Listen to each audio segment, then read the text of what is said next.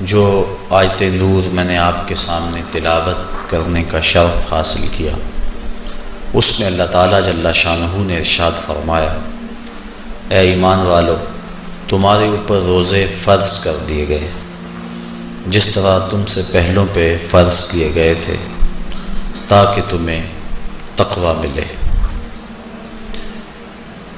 الصوم فی اللغت الامساک، روزہ لغت میں رک جانے کو کہتے ہیں۔ جب ہوا کے تیز جھکڑ چلتے چلتے رک جاتے تو اہل عرب کہتے سامت الریح، کہ ہوا رک گئی۔ تیز دوڑتا ہوا گھوڑا جب اچانک ٹھہرتا تو وہ کہتے سام الخیل، منہ زور گھوڑا رک گیا۔ تو روزے کو بھی روزہ اس لیے کہا جاتا ہے کہ نفس کا سرکش اور منہ زور گھوڑا رمضان میں رک جاتا ہے، اور جو اللہ کے حکموں کو ڈٹائی سے توڑتے ہیں رمضان میں ان کے سر بھی سجدوں میں دیکھیں۔ تو اس لیے صوم کو صوم کہا جاتا ہے کہ اس میں انسان گناہوں سے رک جاتا ہے۔ شریعت اسلامیہ میں طلوع فجر ثانی سے غروب آفتاب تک اکل و شرب اور جماع سے قصداً رکے رہنے کو روزہ کہا جاتا ہے۔ روزے کی تاریخ کے حوالے سے علامہ اسماعیل حقی علیہ رحمہ تفسیر روح البیان میں لکھتے ہیں کہ ملک تحمورس ثالث کے دور میں قحط پڑا۔ یہ حضرت آدم علیہ السلام کی اولاد سے تیسرا بادشاہ ہوا ہے۔ تو اس نے اپنی قوم کو حکم دیا کہ وہ ایک وقت کا کھانا کھائیں اور ایک وقت کا کھانا بچا کر قحط زدہ علاقوں میں بھیجیں تاکہ دکھیوں اور مجبوروں کی مدد ہو سکے۔ ملک تحمورس الثالث کے اس حکم کو قوم نے قبول کیا اور ایک وقت کا کھانا بچا کر کے قحط زدہ علاقوں میں بھیجا۔ اس قوم کی یہ ادا اللہ کو پسند آ گئی تو اللہ نے اس کو عبادت قرار دے دیا۔ پھر اس کے بعد ہر نبی پر روزہ فرض ہوا۔ کما کتب علی الذین من قبلکم، اس پہ شاہد عادل ہے۔ حضور علیہ السلام فرضیت روزہ سے قبل ایام 20 کے روزے رکھا کرتے تھے۔ ہر ماہ کی 13، 14 اور 15 تاریخ کو قمری تقویم کے حساب سے جو روزے رکھے جاتے ہیں ان کو ایام 20 کے روزے کہا جاتا ہے۔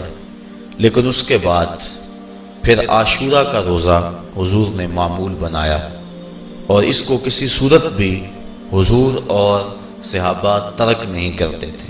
فصام رسول اللہ وامر بصیامہ، حضور نے خود بھی روزہ رکھا اور صحابہ کو بھی حکم دیا کہ یہ روزہ رکھیں۔ لیکن جب سن 2 ہجری کو واقعہ بدر سے ایک مہینہ قبل 17 شعبان المعظم کو جب روزہ فرض کیا گیا تو پھر حکم دے دیا گیا۔ حضرت عائشہ صدیقہ رضی اللہ تعالی عنہا سے روایت ہے کہ فرمایا، اب جس کا جی چاہے عاشورے کا روزہ رکھے اور جس کا جی چاہے ترک کر دے، لیکن اس سے قبل وہ روزہ رکھنا امت پر ضروری تھا۔ اب ایام معدودہ یعنی گنتی کے دن، اور وہ 29 یا 30 دن ہیں، ان کے روزے امت پر فرض کر دیے گئے۔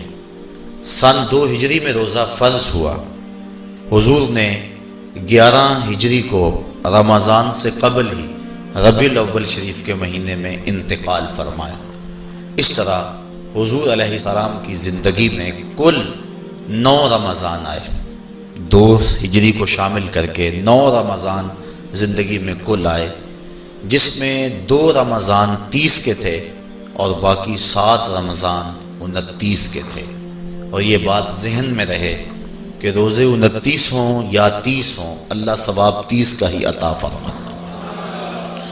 جس طرح کوئی شخص بھول کر کھا لے تو حدیث میں آتا اس کو اللہ نے کھلایا، اس کو اللہ نے پلایا، تو وہ اس نے کھا بھی لیا، اس نے پی بھی لیا، لیکن اس کا روزہ بھی باقی رہا۔ اس طرح اگر چاند 29 پہ نظر آ جائے تو ثواب اللہ 30 کا ہی عطا فرماتا ہے۔ یہ اس کی کرم نوازی ہے اپنے بندوں پہ۔ تو روزہ ڈھال ہے اور جہنم سے آزادی کا ایک اہم ذریعہ ہے۔ روزہ اللہ اور بندے کے مابین ایک راز ہے۔ روزہ نور ہے، ضیاء اور روشنی ہے، اور آقا کریم صلی اللہ علیہ وآلہ وسلم نے روزے کی فضیلت بیان کرتے ہوئے ارشاد فرمایا کہ ہر شے کی کوئی زکوٰۃ ہوتی ہے، انسان کے جسم کی زکوٰۃ روزہ ہے۔ اگر روزہ رکھے گا تو جسم زکوٰۃ ادا کرے گا، جس طرح زکوٰۃ سے مال پاک ہوتا ہے، روزے سے جسم پاک ہو جاتا ہے۔ اور روزہ ویسے بھی انسان کے لیے شفا کا پیام ہے۔ فرمایا کہ سحری کھایا کرو، چونکہ سحری کے کھانے کے اندر بھی اللہ نے برکت رکھی ہے۔ تو یہ ماہ صیام اپنے دامن میں برکتیں لے کر، رحمتیں لے کر نازل ہوتا ہے۔ اس کا پہلا حصہ رحمت، درمیانی حصہ مغفرت، اور آخری حصہ جہنم سے آزادی کا مژدہ جاں فضا ہے۔ حدیث میں آتا ہے کہ اللہ نے میری امت کو رمضان المبارک کے روزے کے حوالے سے 5 چیزیں ایسی عطا کی ہیں جو اس سے قبل کسی امت کو نصیب نہیں ہوئی۔ ایک تو یہ کہ رمضان المبارک کے اندر روزہ رکھنے والے کے معدے سے جو بو نکلتی ہے، اللہ کو وہ مشک سے زیادہ محبوب ہے۔ دوسری بات کہ جب ماہ صیام آتا ہے تو شیاطین کو جکڑ دیا جاتا ہے۔ تیسری بات کہ روزے دار جب تک روزے میں رہتا ہے، فرشتے اس کے لیے مغفرت کی دعائیں کرتے رہتے ہیں۔ اور چوتھی بات، جب ماہ صیام کی آخری رات آتی ہے تو اس کے سارے گناہوں کو بخش دیا جاتا ہے اور اس کو جہنم سے آزادی کا پروانہ مل جاتا ہے۔ بلکہ ایک صحابی نے حضور سے عرض کی کہ آقا کریم، جو یہ جہنم سے آزادی کا پروانہ مومن کو ملتا ہے تو کیا یہ لیلۃ القدر کی رات ہے؟ تو آقا کریم نے فرمایا نہیں، جب مزدور اپنی مزدوری مکمل کرتا ہے، جب اس کی دہاڑی پوری ہو جاتی ہے تو پھر اس کو اس کا مالک کچھ دیتا ہے، تو یہ جو اس کو بخشش اور مغفرت کا مژدہ جاں فضا دیا جاتا ہے، یہ اس کی مزدوری ہے۔ اور فرمایا کہ جو لیلۃ القدر کی برکتیں اس کو حاصل ہوتی ہیں، یہ اس کے علاوہ ہیں۔ اور یہ اللہ تعالیٰ جل شانہ نے خاص کرم نوازی فرمائی بندہ مومن پر کہ اس کو یہ بابرکت رات عطا فرمائی۔ اور 5ویں فضیلت جو اس کو دی گئی، روزہ دار کو اور حضور سے قبل جو امتوں میں لوگ روزے رکھتے تھے، یہ فضیلتیں ان کو نہیں عطا کی گئی۔ جنت کو پورا ماہ مومن کے لیے آراستہ و پیراستہ کیا جاتا ہے۔